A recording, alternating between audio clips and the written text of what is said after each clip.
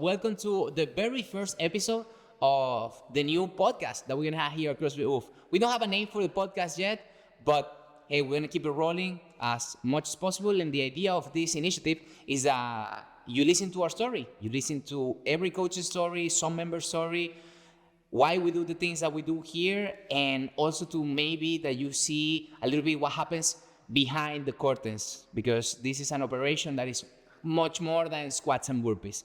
And we're gonna start with the very first episode, where it's gonna be called The Origin, because like everything in life, something has to start somewhere. And today, the main character is gonna be the founder, Dom. And how are you, Dom? Great, thank you. Good, awesome. Hey, what do you think about this new initiative, the podcast? I really like it. I think it's really beneficial for the people to see a bit behind the doors. Also, in later episodes, why we do things, how we do it.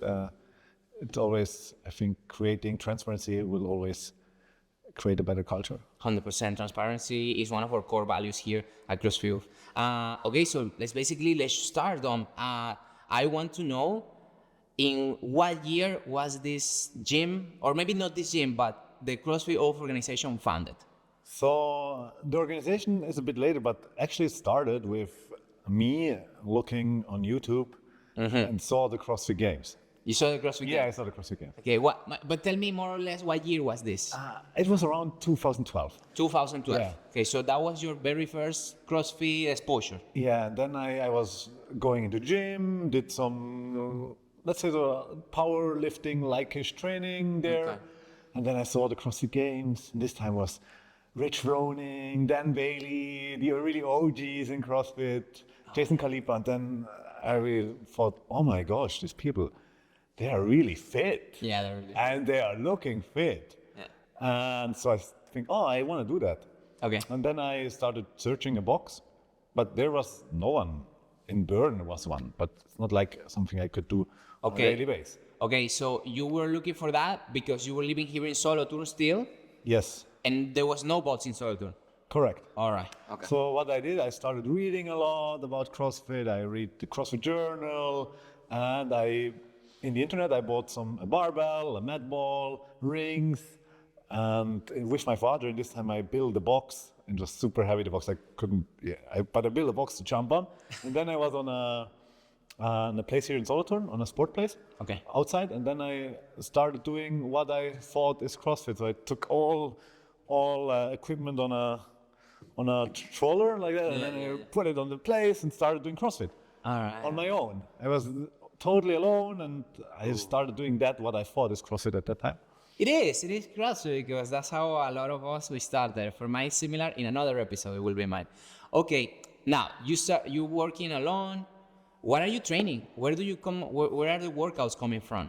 They came from the internet a lot. From the internet? Yeah, from original CrossFit side, or also People that I you saw. like, maybe. Yeah, and at the beginning, I know I was pretty strong, and then I thought, oh, thruster, 70 kilogram, no problem. Then, yeah, it destroyed me. I did like a few reps, and then, oh my gosh, no, I cannot do that. We know what the thruster is now, exactly. And yeah, but with the time, there were other people coming. There were some school friends from me also joining me. There were also other people there joined sometimes. And out of that, it actually happened. Then I met my old business partner. Also, I met him in the gym, told him about CrossFit and all the stuff. Sometimes we trained them together outside. And he already had a business in the fitness industry. It was like Taibo, Zumba, things like that. Fitness, like a functional fitness thing. Like group training. Yeah, group training. And then he said, let's do that together. And then we founded CrossFit in 2015. Okay, let's pause for a second. So when came up the decision of like, all right, I train myself, CrossFit, now I'm going to train other people. I'm going to make a living out of serving fitness in a place. Like, how did you came up with that idea? It was around 2013 into 2014. There were more people. I started liking coaching. Okay. At that time, I didn't know a lot about coaching, but I started to help people to get fitter. It was really nice. And then I thought, okay, let's do that. It was very organic. Yeah, it was very organic. And I really liked training, and I liked this CrossFit style of training. All right. So I thought, let's do that also for others. And then together with my old business partner, we founded it. We started 2014 in his studio, and we called it cross training in this part for I think 7-8 months. And there are people still in the gym who train there, like Thomas. Thomas? Yeah, he started with cross training and stuff. Okay. And then in 2015, he moved his business to another place with the CrossFit together, and then we had like 2 separate rooms in the building, and one was for CrossFit, and one was his own business. So 2015 is like the original year officially for CrossFit. Yes. Good. And this is the year of? It's 11 years, 11 years CrossFit 11, yes. Yeah, well, good things happen when these things coincide. All right, now, it's a functioning gym, it's an affiliate already. Who is coaching? There, then? At that moment? At that moment, it was me and my business partner. Only you? Only we guys. Battling with the world? Yeah, and we actually had no idea about coaching. There was also friction about training coaches who want to train in the class. Oh, okay. And it's not possible. But then we coached. We started with not many classes. There were 2 classes in the evening, 3 times a week a lunchtime class. Okay. And at this time, it was quite small. We had around 80, 90 members, I think. Okay. But it was a cool community. Bernie is still here from then. Yeah, still there. The OGs. The OGs. The box was really different how we set it up. There was a big rig in the middle of the room. Everything was a Lyco. Everything was a Lyco. Okay. Super expensive, but not worth the price, to be honest, for me. Damn, man, you just screw your Elico sponsorship. Damn. Oh shit, I heard it. No, I mean, it's great stuff, but it's in terms of what you need, and compared to the price, it's not needed to have like this elite equipment. And you can invest that in maybe other things that not necessarily are as fancy, but hey, people don't need. But our people, at least our people. And I would never put the ring in the middle of a room. Never, ever again. Coaches around the world, maybe the members don't care about this, but don't do that. Don't do that. You cannot coach it. Yeah, exactly. There's like 2 separate regions then. Yeah. Okay. Now, gym is working, 90 members already. How long was that phase in that building, in that space? We were there around 2017. Okay.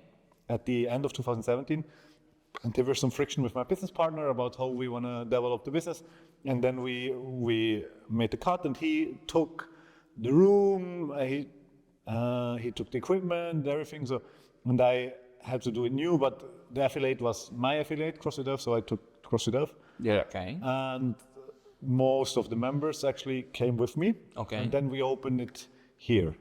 In this area place that we are. Yeah, I think it was November 2017 actually. Okay. When we came here. And my question is, was there 2 rooms or only 1 room? No, it was 1 room. It was 1 room. It was 1 room. The big one. Yes. Okay. And it was blue, everything was blue. Yeah. The bar was really rudimentary. It was Not a bar. It was not a bar, it was a barish, like we had like this pallets, I don't know in English the word for transpiration thing. Yeah. And then we made a bar out of that.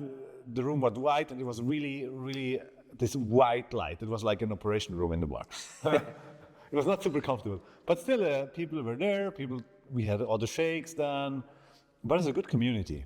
Okay. We started here with 67 members. 67 members came with me then. No, good that you remember. Yeah, I guess like when you're a business owner, just making a split so important at that moment. These are the type of things that they get in your brain and you will never forget. Like, wow, I'm coming with 67 members. Damn, like things like I need to get more members. I need to get more members. The start here this was the first time I did it really 100%. So when I started here, I quit my job and I started here. Okay. And I was afraid at the beginning about that step because I worked in insurance.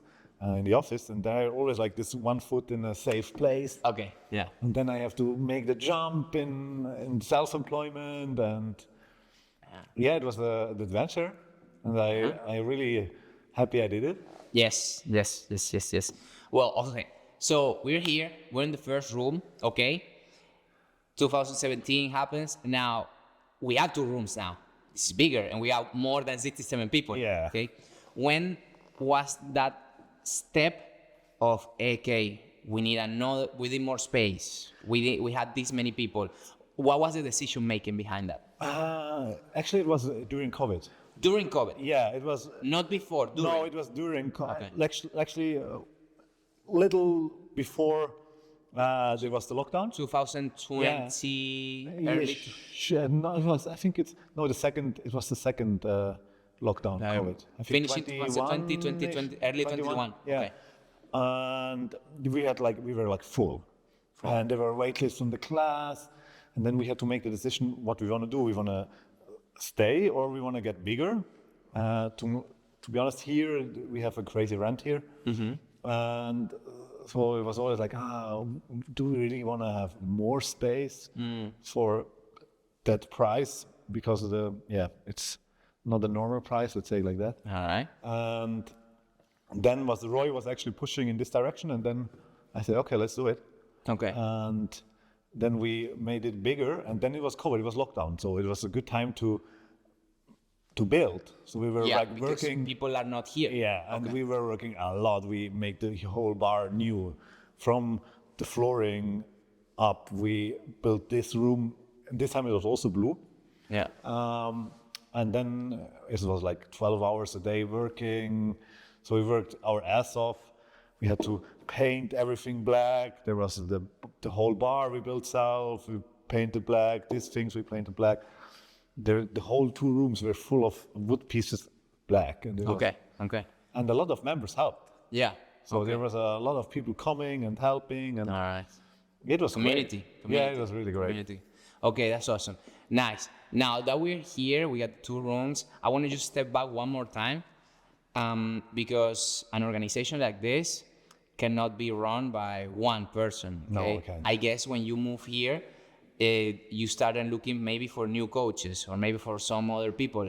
Who are these people that maybe they're still around and they were like a key part on the development of the gym? When I started here, I was just me and girls as coach.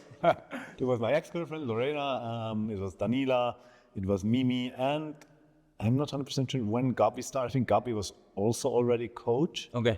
And then we hired new people, and Roy was then a member. And I think started coaching here 2018, 2019, I think 2018 or something like that. Okay. As an hourly based coach. And then there were other coaches coming, like one was named as Dennis, Lucas. So there was the old guard of coaches. Okay. And then some of them left, I think after 6-8 months. I'm not good with time. Yeah, it doesn't matter. It's just to... Yeah. And other came. Let me think about. Then was Michi was also here then. He was coming. And at the same time we were like me, Michi, Roy, Gabi,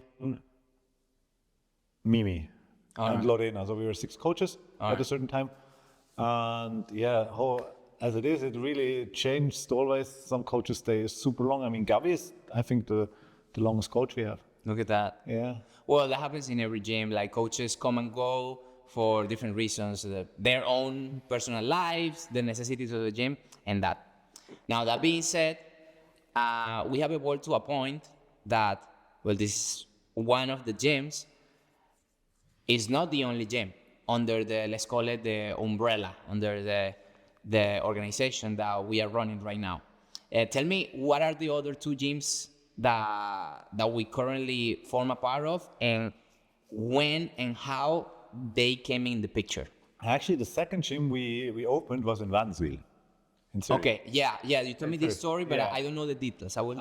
So we opened that gym, I think it was 2019, and the story there was a room, and there was a CrossFit gym in it, and it went broke.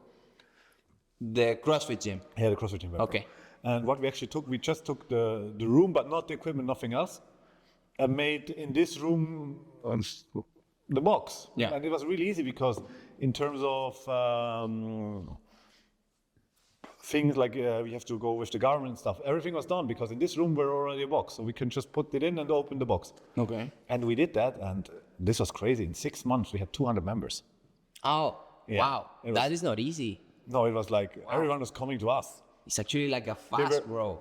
There were 3 boxes around, and the people doesn't seem really happy there, so they came to us, and they really loved it. It's a free market. It's a free market. If you offer a better product, people will go with your product, right? And so this was super fast successful. Then came COVID, but still it was good that we opened it. And then lease, I think we bought in 2021 at the end, 2021, I think. Like a little post-COVID. Yeah, we bought lease. It was actually after COVID, yes, direct after COVID. It was maybe at the end of 2021. And it was like, I think he had like 20 members or something like that. Okay. And then we built it up, mostly Andu, the box manager from there. Great coach. Great guy. Great manager. Yeah, he did. Person. Great. Yeah. Yeah, he We love really, Andu. We love yeah, Andu. we love Andu, really. Yeah, we love Andy. He did an amazing job. Yeah, he did. And now there are like 220 members, something like that, 200 members. Let's go. Ish. Yeah, it's really good. And then we sold Vansville, I think 2 years ago. Okay. My time thing is really, time is really. It's all right. And we bought, I think 3 years ago, we sold Vansville. And then we bought Langenthal in September 2 years ago, for 1.5 years ago. Okay. And now we build it up. That is the current state. That's the current Yeah. state of Liz, on Langenthal. And yeah, we're super happy with the 3 because I think the 3 are growing. And I think that we're doing nice initiative for the 3 of them. Now, my follow-up question is going to be, this is the point that where we got here. Now, I want to know for you if you can look in the past and you can talk to the Dome of 2015. It's super cliche question, but honestly, like, what would you say? Hey, things like be confident, or things like everything's gonna play out, or don't do it. Like something that you have mentally probably evolved throughout the years as a coach and as a business owner. I would say for both, as a business owner, be patient in some decisions. Be patient. So maybe wait 2 or 3 days longer. When you have an idea, instead of like, oh, I have an idea, let's do it tomorrow. Okay, let's think about some days, and when it's good, then do it. This is the thing. But like, I think there were a lot of good things. I had to learn a lot of things. There were some steps that cost a lot of money. Yeah. But actually, I think I have to do it to know what I know now and to learn what I learn now. So there was not. It's the university of life. Yeah. I call it. You cannot skip steps in life. You gotta hit the wall and then you learn. But it really helps to get experience and don't make the same faults again. So they were not like super bad faults. As a leader of the business, like what I really learned was listening. All right. This is the major skill, I think. Listen to the people. It's a people business. It's a people business. So listen to the employees, listen to the members, being open for different opinions. This is something that I really learned over the years. Yeah, I agree with you. Listening, we should listen more. Yeah. One question that I have coming with these things, this topic, the identity of the gym is something that I'm curious. How we came up with, or you, sorry, no, I was not here. How we came up with this name and CrossFit Dove. Yeah. Actually, we wanted to name it CrossFit Solothurn. Okay, makes sense for the location. Yeah, but because it's a region, also it's not allowed in terms of the CrossFit in terms of how we can take a name. Correct. Yeah.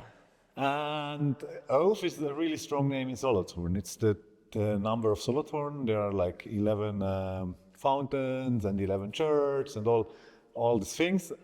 It's very symbolic. Yeah, it's very symbolic. So, and there's the Ovi beer, and so if you have this name here, is really strong. Good. For Solothurn. And so we came up with it, and now I love that it's not CrossFit Solothurn actually. Yeah. I think CrossFit Dove is much more Unique. Yeah. Yeah, I like that. I like that as well because the uniqueness, it gives the feeling of identity of like it's only one, it's not like a region. Yeah. Now my next question is gonna be that is the name identity, but if somebody asks you, hey, what's the identity of your gym in terms of like the values? How does the thing affiliate? Because barbells, every gym has barbells, pull-up bars, boxes, painted. Some gyms have it, some gyms don't. But what is the identity of this gym? I think there are two things in terms of identity. One is how we are as a person, what our values are, and All right. what here is. It's a really positive place here, and people when they come in, they feel the vibe, Yeah. and I also feel the vibe. Yeah. And this is really hard to measure in terms of, but it's how you say hi to the people. I always hug the people. I'm a really huggy person, and I like that, and I like to be close with the people and I like know them, and not just know their names. Really know. I know from most of the members some private things. So this gym is really a part of their life, about their daily life, and it should be a positive place. No drama, no chitty chat, and we as coaches we really deliver that values to the community, and the community give it us back. All right. And the other thing is in terms of quality, coaching, Quality. this culture. And since we opened, we always wanted to be the best in coaching. We had no idea, and we did it really worse in the past, and we thought we do it right. But there was always the mindset for how we can improve, how we can improve. Okay. And when I'm coming this business every day, I think how I can improve. Oh, that's so good. That is so good. And this is really something I have on a daily basis. I have thousands of ideas how we can improve. Some ideas are really big, some ideas are smaller. Yeah. But there is always change ongoing. Since we have the business, it's always changing. Okay. And what we have now is a really high level in coaching. All right. Sometimes it's hard for newer coaches because, the expectation is a bit high, I think, for them a bit too high sometimes. Because there are so many professional full-time coaches who do that since 10 years plus. But this is something I think is really unique in Switzerland. There are other boxes that are really great, I know. But there is also a lot of media core. Yeah.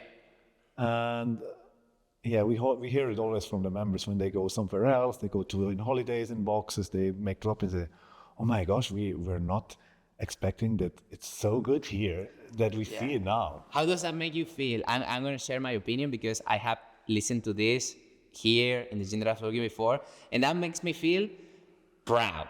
It makes me feel proud of the service that we provide. Also sad that maybe in other places it's not as good, but for the things that we can control in these four walls, it makes me feel proud. How does that make you feel? It makes me also feel proud. Yeah, right? I'm proud of our coaches. I'm proud of our culture. I'm proud of the members we have. Yeah.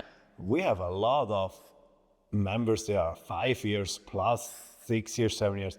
And we talk here about 60% of the whole client. Let's go. It's not like 10 people. It's like the majority of the people are many years here. Yeah. And they get to these changes. When we started, I remember in the old box in Bellach, 2015, then there was like, we had the class, and then, we now do kipping pull-up. We practice kipping pull-ups, and then I was there, and I show one kipping pull-up, and we say, so it looks like that. You have now 10 minutes to try. This was our coaching in the past. I mean, oh my gosh. I watched that too. That too. And then they actually saw all the steps and were members when the box get better and better and better and better, and now we have the level we have, and there is still much room to improve. Yeah. It's much to improve. There always is. Yeah, awesome. And now this is the current state. Now I know where you're coming from, and this is the origin. And I don't want to spoil too much because maybe later we're gonna have another episode talking in details about that. But what is your vision right now for the future of the gym? Let's call it short terms. Let's say 2-3 years. 2-3 years. There is something really big we can talk about next time. Yeah. It has to do with the facility, something really unique we do, and I'm will be super proud to announce it. Yeah. It's like it's the biggest step ever, I think, in our gym history. Alright, let's hold it. Yeah. Exactly, let's hold it. Yeah. And then there is actually, I wanna build a facility for health, wellness, sports. Okay. And so this is my short-term goal is like making a more holistic approach in terms of All right. fitness, in terms of nutrition. So we want to bring all together. Yeah. So we started the nutrition programming, really successful. Yeah. It's super nice, and some people are now 2 months in and have great results. And I see really we can make that gap from outside of the gym, inside of the gym. We can close that gap. And Great way to explain it. Yeah, that's true, because we talked about this in the past. We control what happens here, but we have zero control what happens inside. And as with this program, you being able to help them with that. yeah, it's like I see really I can help them to have a better life. We can help them to have a better life in terms of health. They feel better. They have their health markers getting better, and so this is something I really want to grow more. All right. And then yes, stay consistent in getting better in coaching. Let's go. Delivering a great experience, holding the members long time here. Yep. So short term, there is this thing we announce next time, and in terms of what we want to deliver here is a more holistic approach for health. Simple.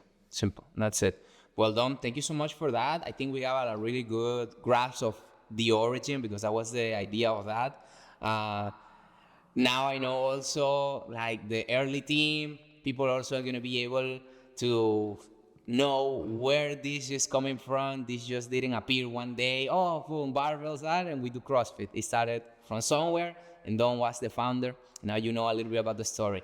You got a message for your members or for the population that are going to be able to listen to this? Yeah, I got a message for our members. So thank you for being part of CrossFit Dove. Yeah.